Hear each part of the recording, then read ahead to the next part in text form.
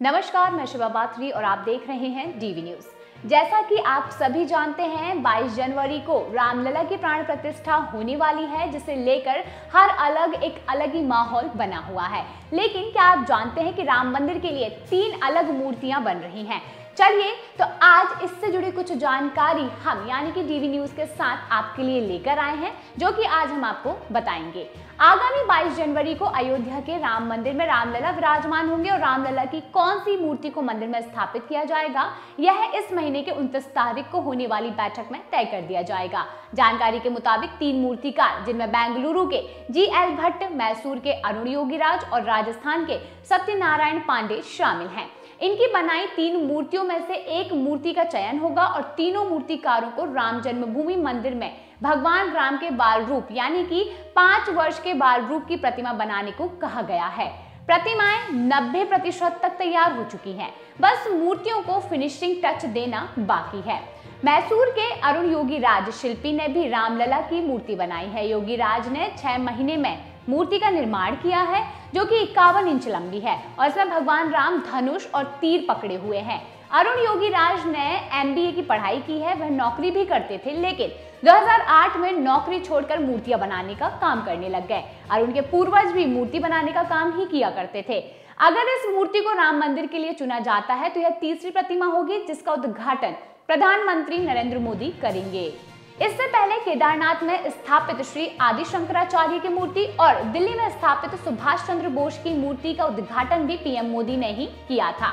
रामलला की मूर्ति बनाने वाले एक और शिल्पकार हैं सत्यनारायण पांडे। 40 साल पुरानी मकराना की शिला में रामलला की मूर्ति बनाने को लेकर मूर्तिकार सत्यनारायण का दावा है कि उनके द्वारा बनाई गई रामलला की मूर्ति का कभी भी खराब होना नहीं पाया गया है। उन्होंने भगवान राम के बाल्यावस्था का श्वेत प्रतिबिंब बनाया है और सत्यनारायण पांडे का दावा है कि दुनिया के सबसे अच्छे 100 पत्थरों में से एक पत्थर को चुनकर उन्होंने भगवान राम की मूर्ति का निर्माण किया है।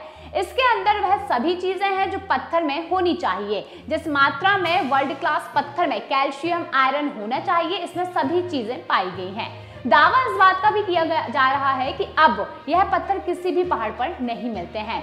1986 में स्थापित पांडे मूर्ति को संगमरमर की मूर्तियों की विस्तृत श्रृंखला के प्रमुख निर्माताओं, आपूर्तिकर्ताओं और निर्यातकों के नाम पर माना जाता था। पिछले दशकों में सत्यनारायण पांडे मूर्तिकला उद्योग में एक बहुपक्षित नाम बनकर उभरे हुए हैं। उनकी मूर्तियां समृद्ध पारंपरिक कला और समकालीन स्वाद का मिश्रण है और यह आकर्षण रेंज मंदिरों, घरों, होटलों और अन्य प्रतिष्ठानों में पाई जाती हैं। सत्यनारायण पांडे का दावा है कि एक विशेष बुनियादी ढांचा तैयार करने का ध्यान रखा गया है, जिसमें कटिंग, पॉलिशिंग और फेंसिंग के लिए अत्याधुनिक तकनीक की भी सुविधा दी गई है। वहीं उन्होंने ये भी बताया कि हम भगवान की मूर्ति यानी कि गणेश जी की मूर्ति, राम जी की मूर्ति, सरस्वती की मूर्ति, साईं बाबा की मूर्ति, शिव पार्वती की मूर्ति, विष्णु लक्ष्मी की मूर्ति, राधा कृष्ण की मूर्ति, हनुमान जी की मूर्ति, संगमरमर से जड़े संगमरमर के जानवरों की मूर्ति और संगमरमर के बर्तन और स्तंभ आदि नियमित तौर पर बना रहे हैं। रामलला की मूर्ति बेंगलोर के मशहूर मूर्तिकार GL भट्ट भी बना रहे हैं। सूत्रों से मिली जानकारी के मुताबिक उनके द्वारा स्थानक यानी कि खड़ी मुद्रा में निर्मित की जा रही है मूर्ति, जो कि 4 फीट के लगभग है। यदि इस मूर्ति को कमल आधार भूमि पर रखा जाता है तो ऊंचाई को मिलाकर रामलला की ऊंचाई 8 फीट की हो जाएगी और इस भूमि का निर्माण कर्नाटक की तुंगभद्रा नदी के किनारे की पहाड़ी से लाई गई शिलाओं से निर्मित किया जा रहा है। यह शास्त्रों में वर्णित श्री राम के श्याम अथवा कृष्ण वर्ण के अनुरूप है। प्राण प्रतिष्ठा समारोह का पूजन 16 जनवरी से शुरू हो जाएगा। वहीं मूर्ति की प्रतिष्ठा और पृष्ठभूमि में 2 बातें ऐसी हैं जिसके आधार पर किसी भी मूर्तिकार को मूर्ति बनाने का ऑर्डर दिया जाता है। रिपोर्ट से मिली जानकारी के मुताबिक मूर्ति के चयन के लिए एक कमेटी का गठन किया गया है। इस कमेटी में शामिल लोग ही मूर्ति का चयन करेंगे। कमेटी के लोगों का फैसला अंतिम फैसला माना जाएगा और फिर वही मूर्ति रामलला की मूर्ति मंदिर में स्थापित की जाएगी। इन 3 मूर्तियों में जिस भी मूर्तिकार की मूर्ति में 5 साल के बालक की कोमलता दिखाई जाएगी, उसी मूर्ति की स्थापना मंदिर में की जाएगी। प्राप्त जानकारी के अनुसार मूर्ति का सौंदर्य, आकर्षण, दृश्य और प्रभाव जिसको केंद्र में रखकर मूर्ति का चयन किया जाएगा। इसके साथ ही मूर्ति के डिजाइन की रचनात्मकता और विशिष्टता का भी खास ख्याल रखा जाएगा। राम जन्मभूमि मंदिर ट्रस्ट से जुड़े एक सदस्य ने बताया है कि सर्वश्रेष्ठ मूर्तिकला का निर्धारण एक व्यक्तिपरक प्रक्रिया है और यह व्यक्तिगत प्राथमिकताओं, कलात्मक एवं मानदंडों और उस संदर्भ पर निर्भर हो सकता है जिसमें मूर्तिकला का मूल्यांकन किया गया हो। अब यहाँ पर मूर्ति के मूल्यांकन के लिए किसी व्यक्ति विशेष की नहीं बल्कि चुनिंदा लोगों के ग्रुप की ही राय ली जाएगी। बता दें, इन मूर्तियों में कलाकारों ने एक अलग ही कौशल झलकाया है जिसे देखकर हर कोई मोहित हो सकता है।